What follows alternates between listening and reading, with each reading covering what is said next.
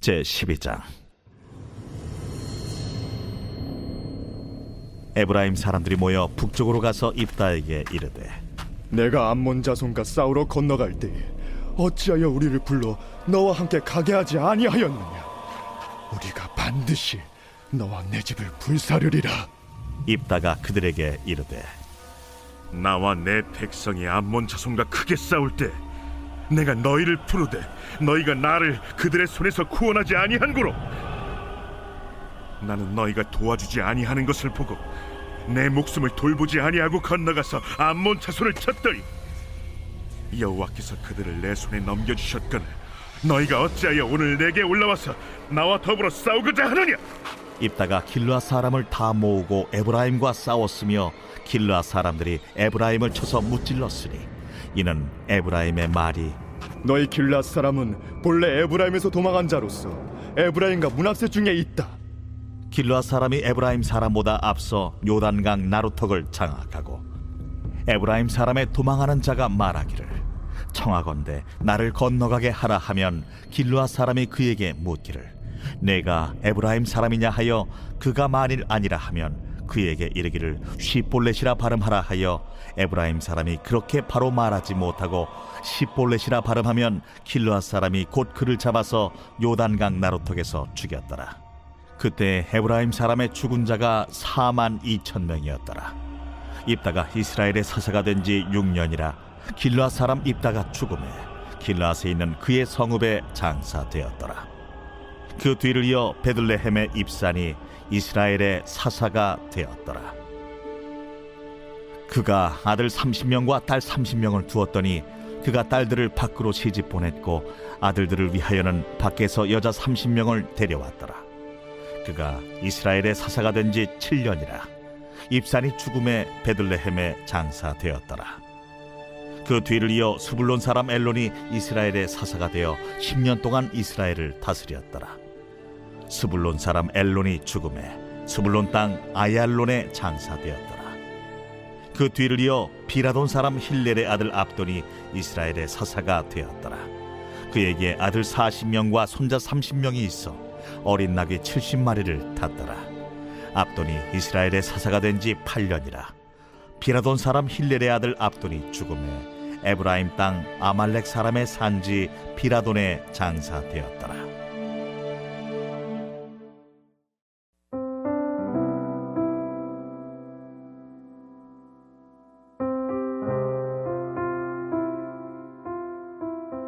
오늘 본문에서 등장하는 에브라임 지파와 입다 사이의 일명 시볼렛 사건은 민족이 분열된 대표적인 사건입니다.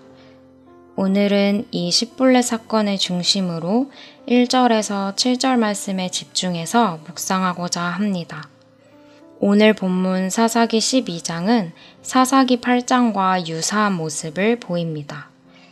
에브라임 지파가 기드온에 이어 이번에는 입다를 찾아와서 왜 자신들을 암몬과의 전쟁에 부르지 않았냐고 항의하고 있는 것인데요.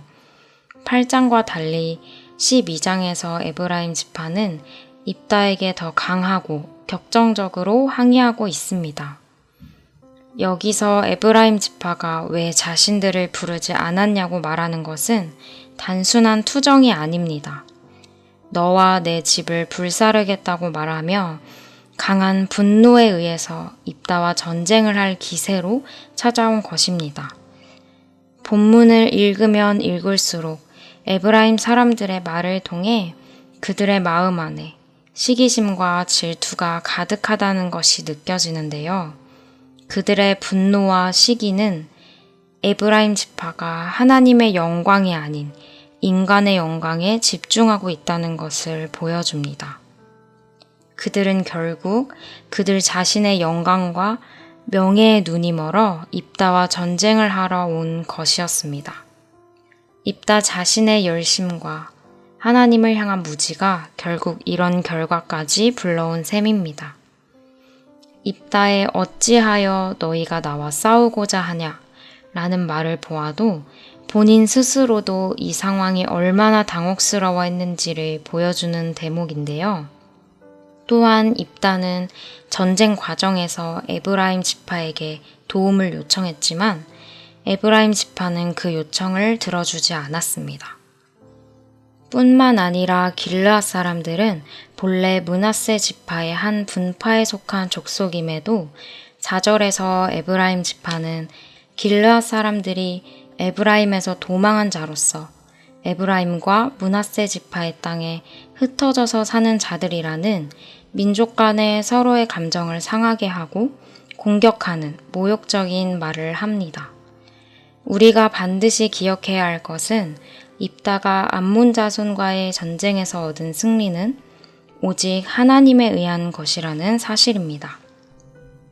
사사기 10장 8절에서 9절을 보시면 암몬 자손들은 길르앗의 아모리 족속 땅에 있는 모든 이스라엘 자손을 치고 요단을 건너 유다와 베냐민, 에브라임 족속과 싸워 이스라엘의 곤고가 심하였다고 기록하고 있습니다.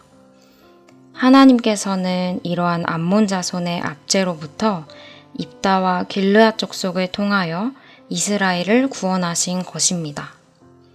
11장 32절을 보시면 이에 입다가 암몬 자손에게 이르러 그들과 싸우더니 여호와께서 그들을 그 손에 붙이시매. 여호와께서 그들을 그 손에 붙이셨다라는 것은 결국 이 승리의 배후에는 하나님의 역사하심이 있었다는 것을 보여줍니다.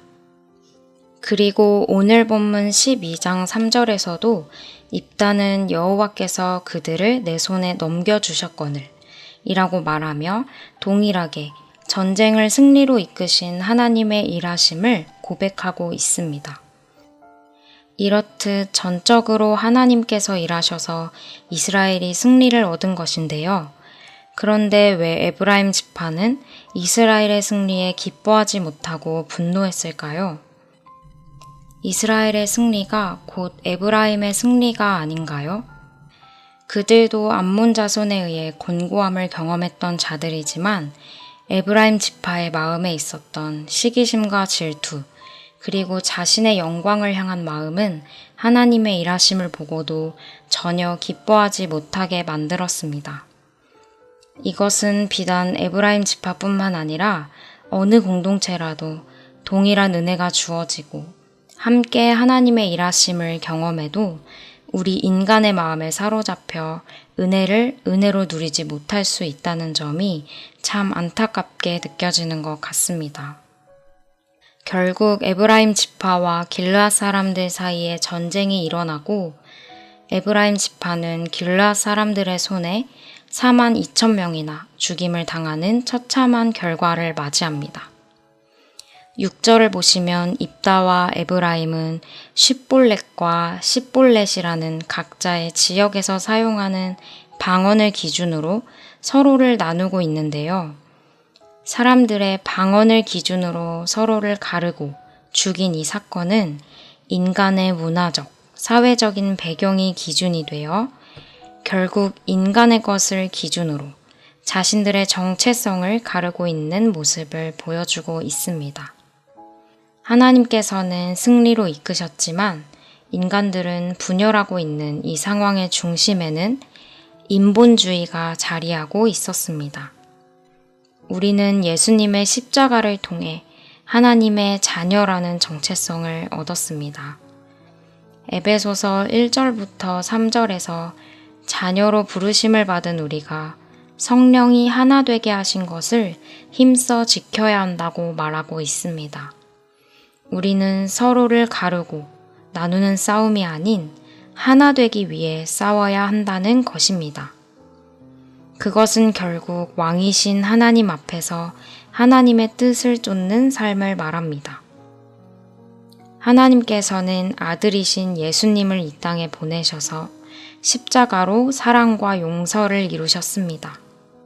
그리고 그 사랑과 용서가 오늘 우리가 따라야 할 하나님의 뜻입니다. 오늘 말씀을 통해 우리가 한 하나님 안에서 사랑하고 용서하는 삶을 살아가기를 소망합니다. 우리는 하나님이 이루어 가시는 일들을 보면서 기뻐하기도 하고 때로는 내 안에 있는 불평과 불만, 그리고 시기심과 질투의 감정들을 직면하기도 합니다. 그럴 때마다 나의 생각과 감정에 잠식되지 않고 우리가 한 마음으로 하나님의 일하심을 바라보며 우리가 하나됨을 힘써 지킬 수 있도록 하나님께 지혜를 구하며 나아가기를 소망합니다. 기도하겠습니다.